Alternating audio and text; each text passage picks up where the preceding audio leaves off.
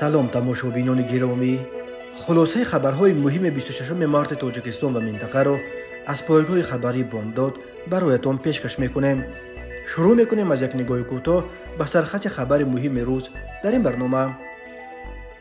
مفتشان روسیه برای بازپرسی خویش و تبار 4 متهم اساسی به دوشنبه آمدند. پدر بود و پسرش نام با 3 تاجیک در پرونده حمله خونین در مسکو. حبس علیشیر قاسموف متهم هشتم در حمله تروریستی در کراسنگورسک. امامعلی رحمان حمله خونین مسکو را حادثه ننگین و دهشتناک نامید.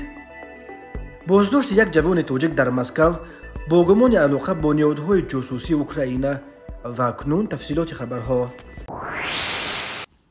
3 منبع در مقامهای امنیتی تاجیکستان به خبرگزاری ریترز تصدیق کردند که مفتشان روسیه به تاجیکستان آمدند. غلقه روز سه‌شنبه 26 مارس سال 2024 به بازپرسی خویشاوندان نزدیک 4 متهم اساسی در حمله خونین شام 22 مارس در شهر کراسنگورسک ولایت مسکو که 139 کشته به جا گذاشت شروع کردند.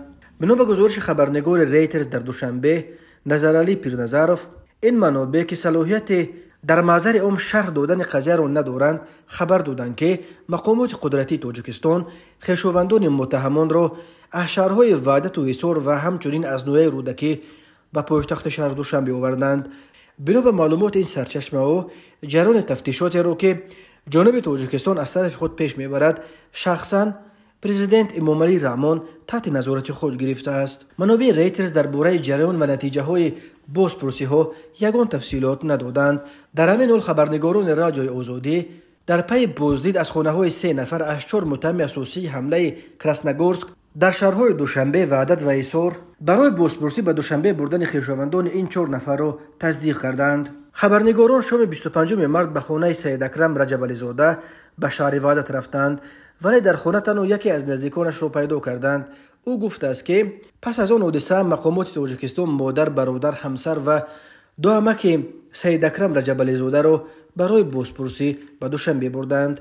والدان و همسر گمانبر دیگر فریدون شمس‌الدین نیز روز 25 مارس در خانه‌شان در دهه لایو شهر حصار نبودند. یکی از خویشاوندانش گفته است که همسر، پدر و مادر و خویشاوندانش را به دوشنبه برای بازپرسی بردند.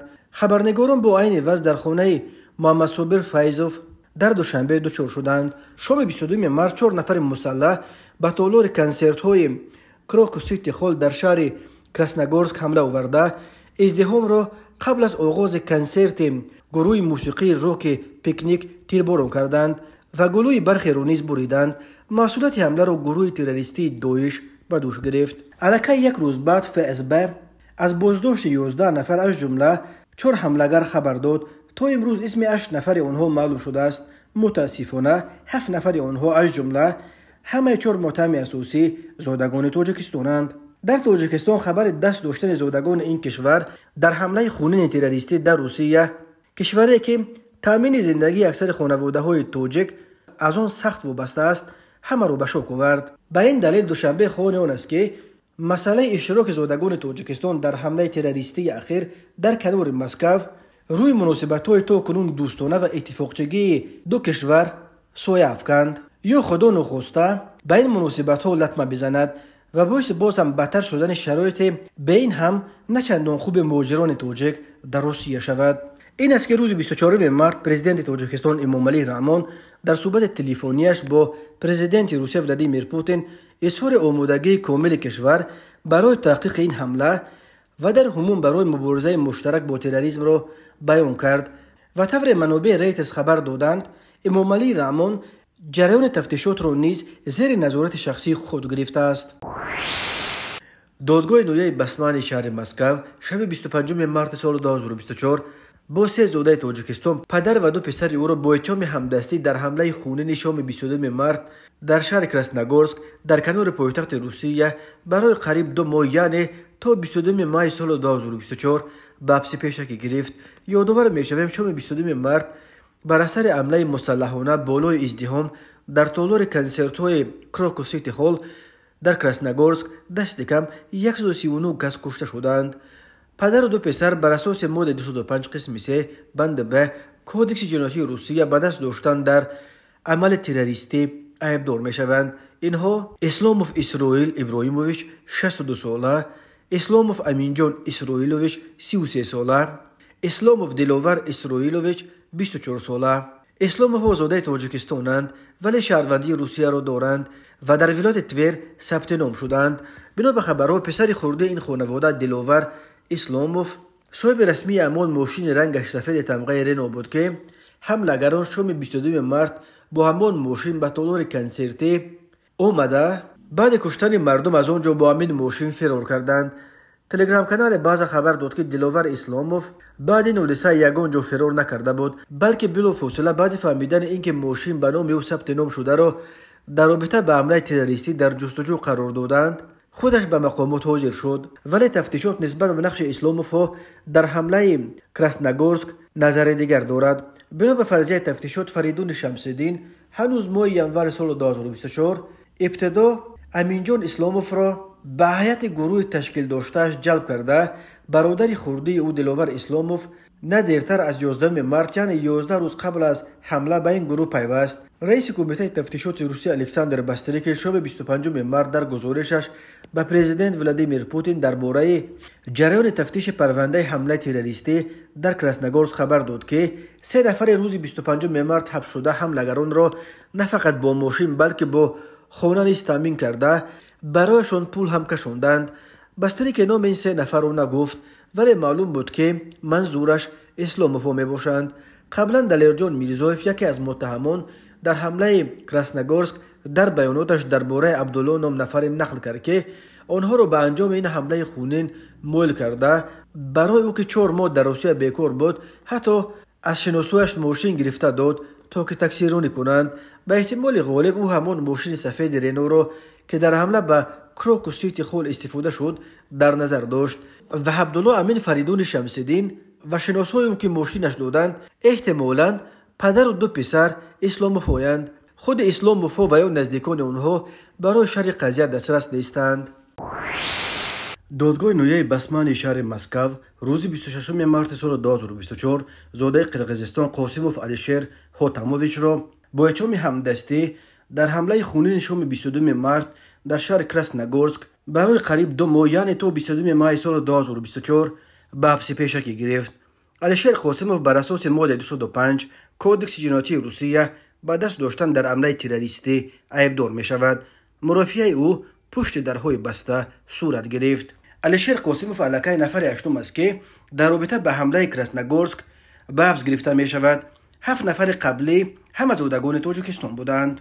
خدمات مطبوعات دادگاه مسکو درباره اتهام ضد علیشیر قاسموف یگان تفصیلات نداده است، ولی بنا به گزارش‌های رسانه‌های روسیه او را به آن عیبدار می‌کنند که خانه‌اش را در کراسنگورسک به یکی از حملگران به اجاره داده است. علیشیر قاسموف 32 سال داشته، صاحب کار است و در دهه پوتیلکا در کنار کراسنگورسک یک چایخانه دارد. او زاده شهر اوش در جنوب قرقیزستان بوده شهروندی روسیه را به دست آورده است. علیشیر قاسموف 3 فرزند دارد و قبلا یگان بار سود نشده است. او در مرافعه دادگاه گفت که خانه‌اش را در کراسنگورسک با هیپوتک گرفته بود و توسط سامانه اینترنتی اویتو به اجاره میداد. علیشیر قاسموف گفت او درک نداشت که اجاره نشینش به چه کاری مشغول است. او گفت اول میخواست یگان اجاره نشین روس بیابد ولی در نهایت به وعده فریدون شمس‌الدین داده شد که گفته است پول اجاره را سر وقت خواهد سپرد. قاسموف گفت حتی پی نبرد که فریدون شمس‌الدین میتواند با گروه‌های تروریستی ارتباط داشته باشد. پدر و مادر علیشیر قاسموف نیز در نزد بنای دادگاه با ژورنالیستان صحبت کردند. مادرش گفت که علیشیر این خانه نصر را با قرض هیپوتک خریده بود و به همین سبب اجاره میداد تا که پول قرض بانک را زودتر جمع بیاورد. فریدون شمس‌الدین را رهبر گروه حملگران بکراکوسیتی خول میشمارند. یادآور میشویم که شام 22 مارت بر اثر حمله مسلحانه بالای ازدحام در تالار کنسرت‌های کروکوسیتی خول در کراسنگورسک دست کم 139 نفر کشته شدند. مسئولیت حمله را گروه تروریستی داعش به دوش گرفت. تماشابینان عزیز، یادآور میشویم خلاصه مهمترین اخبار تاجیکستان را از پایگاه خبری بامداد تماشا دارید. برنامه را ادامه میدهیم. پرزیدنت تاجیکستان امامعلی رحمان روز 25 مارس سال 2024 در سخنرانیش در کرنوال نوروزی با نام کاروان شده در شهر دوشنبه به موضوع حمله خونین روز 22 مارس در شهر کراسنogorsk در کنار مسکو پایتخت روسیه پرداخت و آن را حادثه ننگین و دهشتناک نامید. با اتهام دست داشتن در این حمله خونین که 139 کشته به جا گذاشت، مسئولیتش را سازمان تروریستی دولت اسلامی یا داعش به دوش گرفت. 11 نفر دستگیر شدند که متاسفانه دست کم 7 نفرش زادگان تاجیکستانند. کرنوال نوروزی شهردار دوشنبه با نام کاروان شده ابتدا به دلیل بارشات شدید به روز 24 مارس و سپس به دلیل روز ماتم اعلان شدن 24 مارس در روسیه باز یک روز دیگر به عقب انداخته شده بالاخره روز 25 مارس دایر کرده شد.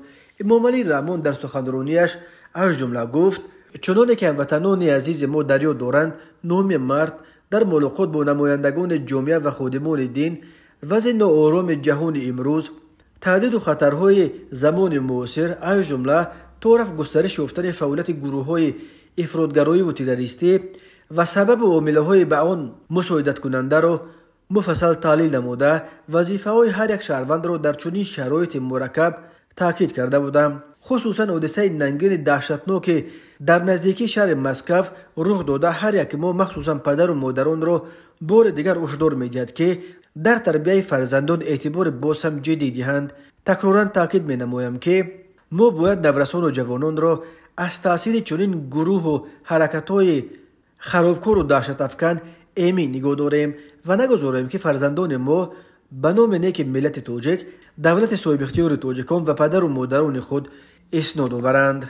با دست زادگان تاجیکستان انجام شدن باز یک حمله تروریستی داعش در پی عین چنین حمله ها در افغانستان و ایران و ترکیه که اجرا کنندگان آنها نیز زادگان تاجیکستان بودند و کوشش ترکاندن یک کلیسا در شهر کیلن آلمان در عرفه عید مولود مسیح که با گمان تیار به این حمله نیز چند زاده تاجیکستان دستگیر شدند، نگرانی‌های جدی را در بین مردم و جامعه تاجیکستان و همچنین در بین مهاجران تاجیک در روسیه به بار آورده است. خصوصا این حمله اخیر که در روسیه انجام شد، کشوری که هر سال بیش از 1 میلیون از اهالی قابل کار تاجیکستان در جستجوی کار خود را به همین کشور میزنند و پولهای از روسیه فرستاده مهاجران یک منبع اساسی تامین روزگار اکثر خانواده‌ها در تاجیکستان و یک عامل اساسی چرخاندن عروبه اقتصاد ضعیف این جمهوری دانسته می شود.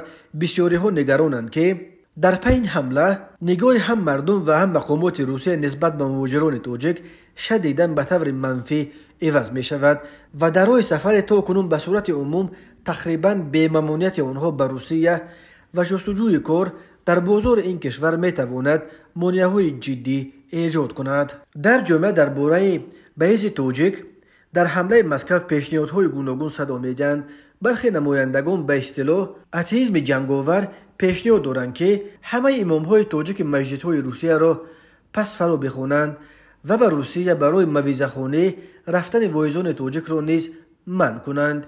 سیاست به این هم شدید و سرکوبگرانه نسبت به اهل دین را در کشور بازم سخت‌تر کنند، اما جانب دیگر میگویند برعکس، ما زمین سیاست سرکوبگرانه اینقدر افراطگری و تروریست از تاجیکستان شد و حکومت باید این سیاستش را به سوی نرمش بازبینی کرده واعظان در بین مردم معروف و پرنفوذ را که از منبرهای مسجد زده شده بودند به این منبر برگردانند و در خود تاجیکستان امکان آزاد تحصیل دینی را از سن طفلی فراهم بیارند و در عموم به حقوق و آزادی‌های مذهبی مردم احترام بیشتر قائل شوند. آنها یادآور شدند که قبلا چندین سازمان بین المللی و کشورهای دنیا نیز ضمن تنقید سیاست‌های سرکوبگرانه حکومت تاجیکستان تاکید می‌کردند که عاقبت سرکوبگری‌ها تنها افراط‌تر شدن جامعه و گرایش بیشتر مردم به خصوص جوانان به عقیده‌ها و گروه‌های افراطی خواهد شد. تلگرام کانال به مقامات قدرتی روسیه نزدیک مش روز 26 مارس سال 2024 خبر داد که یک جوان 29 ساله زاده تاجیکستان در مسکو با گمان ارتباط با نهادهای جاسوسی اوکراین دستگیر شده است.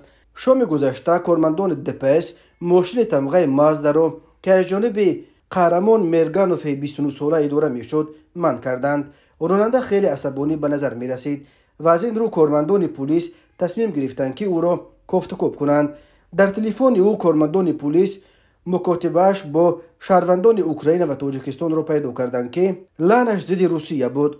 معلوم گردید که قبلا میرگانوف خودش هم یک مدت در کیف زندگی کرده است. پلیس به تحقیق این حادثه شروع کرده است. تلفن و ماشین قهرمان را به این دلیل موقتا از دستش گرفتند گفته می شود در خبر. تفصیلات دیگر آورده نشده است. معلوم نیست که این جوان تاجیک را در کدام قسمت مسکو منع کردند و او در پایتخت روسیه چه کار میکرد. در اینترنت درباره او یگان معلومات دسترس بجز از خبر بازداشت اخیرش وجود ندارد. خود قهرمان میرگانوف و او نزدیکانش برای شرح قضیه دسترس نیستند. در عموم بعد شروع جنگ ضد اوکراین در روسیه موردهای بازداشت افراد با اتهام جاسوسی و خیانت به وطن افزایش یافته است. اکثر این پرونده ها مربوط به همکاری با مقامات اوکراین است. حالا در روسیه مقامات با هر نفری که با اوکراین مکاتبه دارد با نظر شبهه می‌نگرند و در هر حادثه ایز اوکراین را می‌جویند. حتی در حمله خونین شام 22 مارس در کراسنوگورسک با وجود مسئولیت را به دوش خود گرفتن سازمان تروریستی داعش، مقامات روسیه از جمله پرزیدنت ولادیمیر پوتین پای فشارانه تلاش دارند که ایز اوکراین را پیدا کنند. بازداشت قهرمان میرگانوف نخستین موردهای حبس زادگان تاجیکستان در روسیه با اتهام همکاری با مقامات اوکراین نیست. از جمله ماه سپتامبر سال 2023 هنرپیشه 32 ساله سینما از تاجیکستان شریف جان تلوزاده در ولایت مسکو دستگیر شد و FSB روسیه بعداً تلوزاده را به جاسوسی برای اوکراین عیبدار کرد. از آن قبل ماه دکبر سال 2022 FSB روسیه زاده تاجیکستان دادابای فیروز تیمیربایویچ را که شهروندی روسیه را دارد به خیانت به دولت عیبدار کردند. در دادگاه نوئل فورت و شهر مسکو تنها زاده تاجیکستان بودن دادابایف را تصدیق کرده گفتند معلومات باقی مانده درباره او و پروندهش زیر مور مخفی است. درباره سرنوشت بعدی تلوزاده و دادابایف بعد بازداشتشان دیگر یگان خبر نشر نشد. معلوم نیست که آیا آنها با همان اتهام جاسوسی و خیانت محکوم شدند یا نه.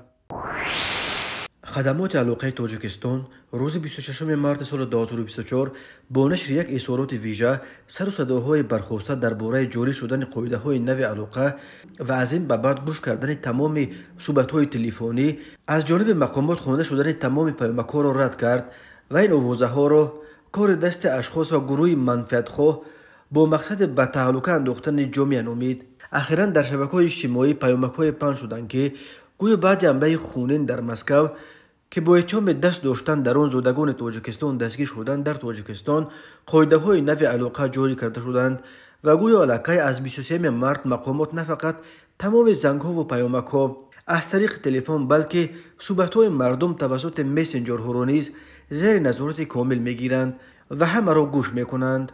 در اظهارات خدمات علاقه که در سامانه رسمی این دوران نشر شد در رابطه با این آوازه‌های پخش شده چنین گفته می‌شود وابسته به خبری که در شبکه‌های اجتماعی دایر و قاعده‌های نو علاقه چرخ می‌زنند خدمات علاقه نزد حکومت جمهوری تاجیکستان آن را کاملا رد کرده به اساس می‌داند.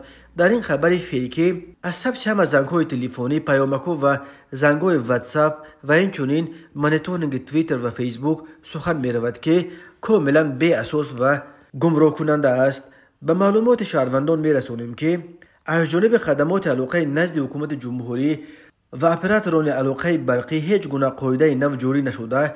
فعالیت ساحه علاقه در اساس قانونگذاری عمل کننده کشور به طور معمول ادامه می‌یابد. از این خدمات علاقه از تمام مشتریان اپراتوران علاقه موبیلی و کل شهروندان خواسته است که به هر گونه خبر و آوازه‌های بر دروغ و فیکی باور نکنند. ما باور داریم که این گونه خبرها و آوازه‌های بر دروغ از جانب اشخاص و گروه‌های منفعت‌خواه با مقصد به تهلکه انداختن جامعه پهن کرده می‌شوند تاکید شده است در بیانیه. تماشابینان عزیز و گرامی، این بود مرور به خلاصه چند خبر مهم امروز تاجیکستان. خبر و گزارش‌های بیشتر از تاجیکستان و درباره تاجیکستان و اطراف آن را در سامانه پایگاه خبری بامداد در این نشانه پیگیری نمایید: www.bomdad.com. خوش باشید.